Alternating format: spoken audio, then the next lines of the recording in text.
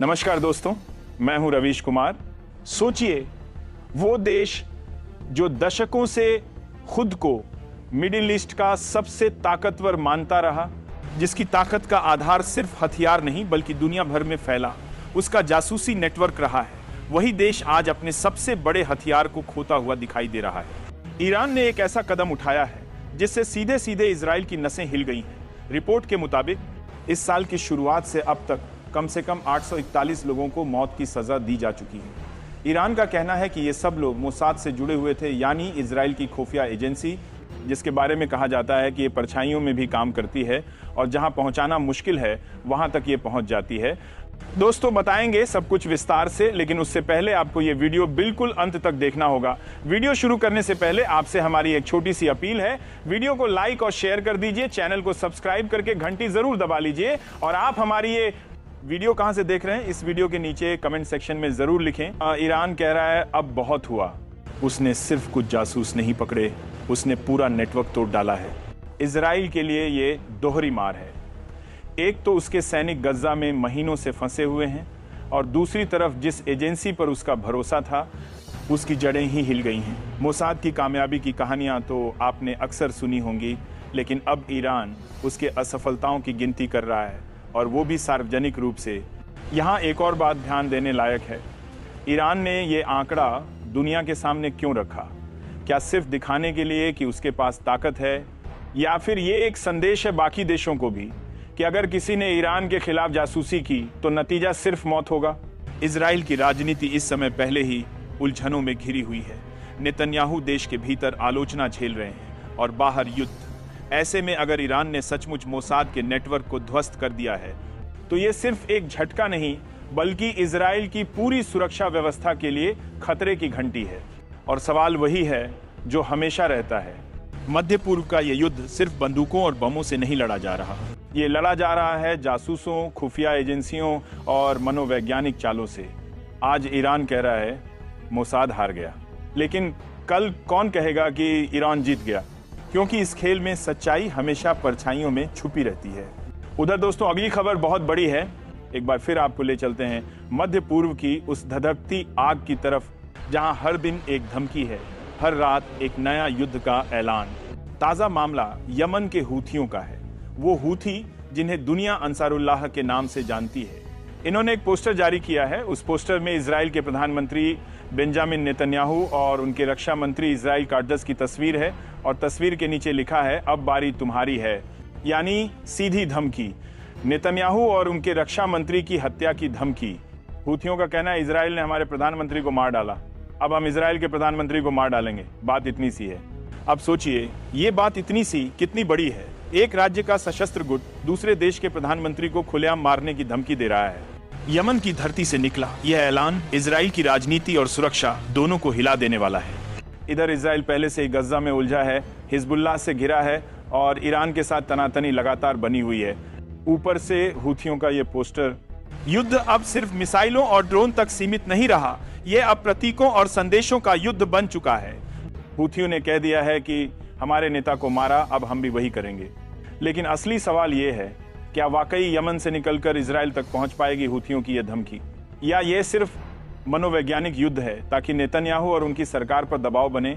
लेकिन जो भी हो, इतना तय है कि ये पोस्टर अब दुनिया की सियासत में एक और नई बेचैनी लेकर आया है। एक तरफ नेतन्याहू जो पहले से ही देश के भीतर आलोचनाओं से घिरे हैं, और दूसरी तरफ हूथियों का यह ऐलान मानो कह रहे हों युद्ध अभी खत्म नहीं हुआ है, असली बदला तो बाकी है। युद्ध की इस शतरंज में एक एक चाल अब और भी खतरनाक होती जा रही है। अब जरा सोचिए, यही मच रही है। दूसरी तरफ लेबनान, सीरिया, यमन सब मोर्चे पर हैं और यमन का हूथी गुट तो वैसे भी इजराइल के खिलाफ मोर्चा खोले बैठा है। इस बार उन्होंने कोई घुमावदार भाषा इस्तेमाल नहीं की, साफ साफ नाम लिया नेतन्याहू और उनके रक्षा मंत्री का। मच रही है। दूसरी तरफ हूथियों की राजनीति यही है कि वे अपने संघर्ष को बराबरी का बदला बताकर जनता को साथ रखें। उनका तर्क है, जब हमारे नेता को मारा जा सकता है तो तुम्हारे प्रधानमंत्री को क्यों नहीं? इसीलिए ये पोस्टर सिर्फ धमकी नहीं बल्कि एक संदेश है। इजराइल अब यमन की हिट लिस्ट में सबसे ऊपर है। लेकिन सवाल यह है कि क्या सचमुच यमन इजराइल के प्रधानमंत्री तक पहुंच पाएगा? यमन की मिसाइलें और ड्रोन इजराइल तक जरूर पहुंच चुके हैं, ये हमने पिछले महीनों में देखा है, लेकिन नेतन्याहू की सुरक्षा दीवार कितनी ऊंची है ये सब जानते हैं। फिर भी ये डर तो इजराइल के भीतर घर करेगा कि किसी भी रोज आसमान से आने वाली एक मिसाइल या समुद्र से छोड़ा गया एक ड्रोन, उसका निशाना सिर्फ गाजा या हाइफा ही नहीं बल्कि खुद नेतन्याहू भी हो सकते हैं। और नेतन्याहू वो वही पुराना खेल खेल रहे हैं, अपने लोगों को ये कहकर डराते हैं कि देखो चारों तरफ दुश्मन हैं, और फिर उसी डर से अपनी राजनीति को ताकत देते हैं। लेकिन गौर कीजिए, अब ये डर केवल जनता का नहीं रह गया है, अब ये डर नेतन्याहू के पीछे भी लग गया है। हूथियों का गुस्सा असली है, धमकी सीधी है और राजनीति में उसका इस्तेमाल और भी बड़ा है। नेतन्याहू अब गाजा की आग बुझाने में नाकाम रहे हैं। लेबनान और यमन ने उनकी रातों की नींद छीन ली है और अब उनके पीछे पड़ गया है एक ऐसा गुट जो कह रहा है बात इतनी सी है। यही है इस पूरे खेल की विडंबना। बात इतनी सी है मगर असर बहुत बड़ा है। उधर दोस्तों अगली खबर बहुत बड़ी है। गाजा से आई इस खबर में कई परतें हैं और कई सवाल भी। इजराइल ने दावा किया है कि उसने हमास की सैन्य शाखा अल-कस्साम ब्रिगेड के प्रवक्ता अबू उबैदा को निशाना बनाया है। इजरायली रक्षा मंत्री, प्रधानमंत्री बेंजामिन नेतन्याहू और वहां का मीडिया सब एक सुर में यही कह रहे हैं कि जिस इमारत में अबू उबैदा अपने परिवार के करीब 40 लोगों के साथ मौजूद थे वह जमींदोजत कर दी गई। लेकिन यहां से कहानी में आता है मोड़, क्योंकि हमास की ओर से अब तक इसकी न पुष्टि हुई है न खंडन, यानी इस दावे पर अभी भी सस्पेंस बरकरार है।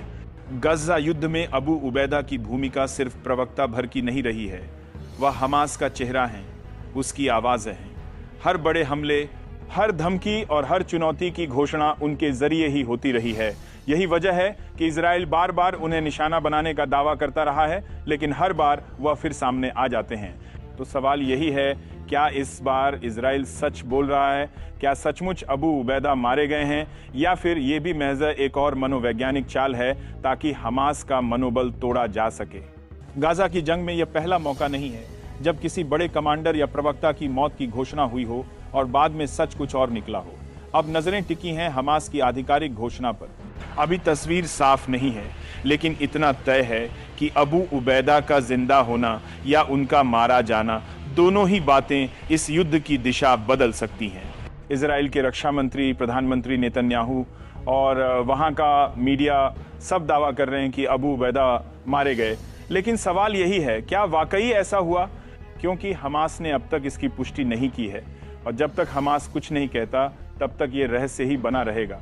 और याद रखिए, यही अबू उबैदा हैं जो हर बार कैमरे पर आकर इजराइल को ललकारते थे, जिनकी एक एक बात को इजरायली मीडिया घबराकर कोट करता है।